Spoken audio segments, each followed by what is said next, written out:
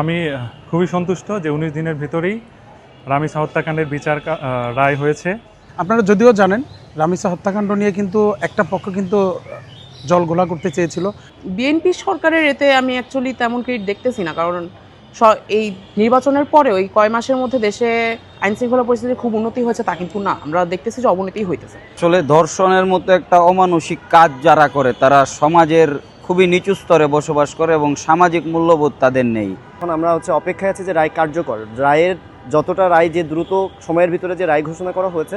আমরা রামিসা হত্যাকাণ্ডের ক্ষেত্রে যেটা দেখতে পেলাম যে খুবই দ্রুত সময় ১৯ দিনের মধ্যে বিচারটা হলেও এটাকে যদি মডেল হিসেবে দাঁড় করানো হয় যে আমার এত ১৯ দিন ২০ দিনের মধ্যেই একটা ধর্ষণকাণ্ড কিংবা যে কোনো অপরাধের বিচার করা হবে, তাহলে সেটা অ্যাকচুয়ালি ভয়াবহ একটা পরিণতি নিয়ে আসতে পারে। কারণ সবসময় সব কেসে এই কেসে হচ্ছে যথেষ্ট ক্ল্যারিটি ছিল যে অপরাধী কেউ হইতে পারে, অপরাধী সহযোগী কারা ছিল, কিন্তু এক্ষেত্রে তাও আরও সাক্ষ্য গ্রহণ করা সম্ভব হতো।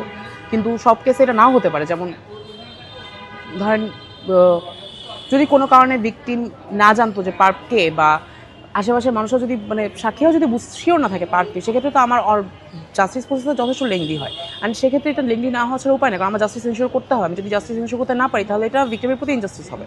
তো সেই জায়গা থেকে এটা দ্রুত হওয়া যে খুব ভালো একটা ব্যাপার সেটাও না, বাট আমি এদিক দিয়ে খুশি যে অ্যাটলিস্ট এক মৃত্যুদণ্ড দেওয়া হয়েছে।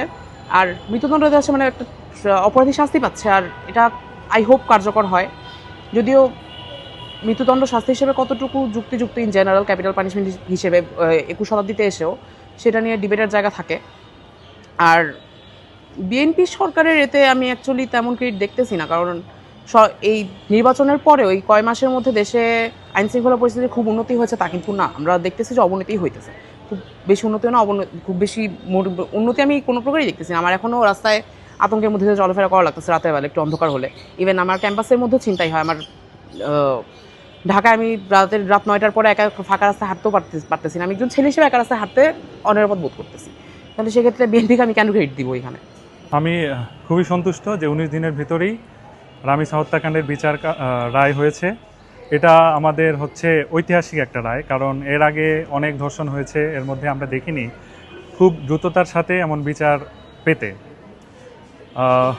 এমন অনেক ঘটনা আছে যেগুলো হয়তো আলোচনায় আসে না, কিন্তু হয়তো আলোচনা না আসার কারণে সেগুলো বিচার দ্রুততার সাথে হয় না। এটা আলোচনায় আসছে বলে হয়তো হয়েছে, কিন্তু আমি চাই সব হত্যাকাণ্ড বা সব ধর্ষণের বিচার এত দ্রুততার সাথে হয়ে যাক। আর আমি সরকারকে ধন্যবাদ দিতে চাই, তারা শুরুটা করলো, এই ধারাবাহিকতা যেন বজায় থাকে, আমার এই প্রত্যাশা রাখি। সারা বাংলাদেশের আপামর ছাত্র জনতা কিন্তু ক্ষোভে ফুঁসে উঠেছিল এবং বাংলাদেশের প্রতিটা জনগণ কিন্তু চেয়েছিল একটা দৃষ্টান্তমূলক শাস্তির ব্যবস্থা যাতে সরকারের পক্ষ থেকে করা হয়। আপনারা যদিও জানেন রামিসা হত্যাকাণ্ড নিয়ে কিন্তু একটা পক্ষ কিন্তু জলঘোলা করতে চেয়েছিল, বাট বাংলাদেশের জনগণের নির্বাচিত প্রধানমন্ত্রী জনাব তারেক রহমান কিন্তু একটি আশু পদক্ষেপ নেওয়ার জন্য সরাসরি ঘোষণা দিয়েছেন এবং বলেছিলেন ১০ কার্য দিবসের মধ্যে কিন্তু রামিসা হত্যার বিচার ব্যবস্থা করা হবে। এবং আমরা দেখেছি ৫ কার্য দিবসের মধ্যেই কিন্তু রামিসার হত্যাকাণ্ডের সাথে যারা যুক্ত সেই আসামি ২ জনকেই কিন্তু ফাঁসির রায় দেওয়া হয়েছে। আমরা আশা রাখি খুব শীঘ্রই এই রায় বাস্তবায়ন করা হবে।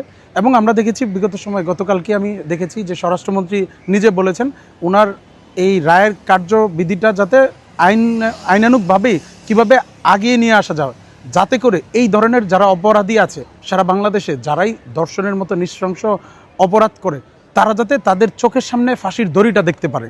সেজন্য রায়টা যত দ্রুত বাস্তবায়ন হবে আমি মনে করি বাংলাদেশের জনগণ তত বেশি খুশি হবে। আসলে ধর্ষণের মতো একটা অমানুষিক কাজ যারা করে তারা সমাজের খুবই নিচু স্তরে বসবাস করে এবং সামাজিক মূল্যবোধ তাদের নেই। এবং যেই রামিসা হত্যাকাণ্ড আপনি প্রশ্ন করেছিলেন যে আলোচিত সমালোচিত বলেই এই হত্যাকাণ্ডের বিচার তাড়াতাড়ি হচ্ছে কিনা, আসলে বিষয়টা এমন না। যে দীর্ঘদিনে যে বিচারহীনতার সংস্কৃতি আমাদের দেশে জন্ম নিয়েছিল, তো অপরাধীদের মনে এক প্রকার এটা বদ্ধপরিকর হয়ে গেছিল যে অপরাধের পর দীর্ঘ একটা সময় লাগে এটা শাস্তি হতে। কিন্তু দীর্ঘ ১৯ দিনের মধ্যে এই বিচারের রায় কার্যকরের মাধ্যমে সরকার এই আস্থার জায়গাটা জনগণের ফিরিয়ে দিতে চেষ্টা করেছে। আপনারা দেখবেন রামিসা হত্যাকাণ্ডের পর তার বাবা কিন্তু হত্যাকাণ্ডের বিচার চায়নি, কারণ তিনি মনে করেছেন যে বিচার হবে না, বিচার চাওয়াটা একটা অপরাধ। কিন্তু সরকার এই জায়গায় যে ১৯ দিনের মাথায় রায় কার্যকর করেছে, এটার মাধ্যমে জনগণের কাছে যে সরকারের যে আস্থার জায়গাটা আমি মনে করি যে আস্থার প্রতিফলন হয়েছে। যে বাংলাদেশের ইতিহাসে অর্থাৎ বাংলাদেশ সৃষ্টির পর থেকে শুরু করে এ পর্যন্ত যতগুলো আমরা খুন বলি, ধর্ষণ বলি, রাহাজানি বলি বা যে কোনো ধরনের বড় বড় ধরনের অপরাধজনিত কোনো কাজকাম বলি, সেখানে মাত্র 19 দিনের মধ্যে যে আমরা হচ্ছে রামিসা হত্যাকাণ্ড অর্থাৎ যে ধর্ষণ করার পরে তার হচ্ছে যে হত্যাকাণ্ড সংঘটিত হয়েছিল সেই হত্যাকাণ্ডের আমরা বিচার পেয়েছি।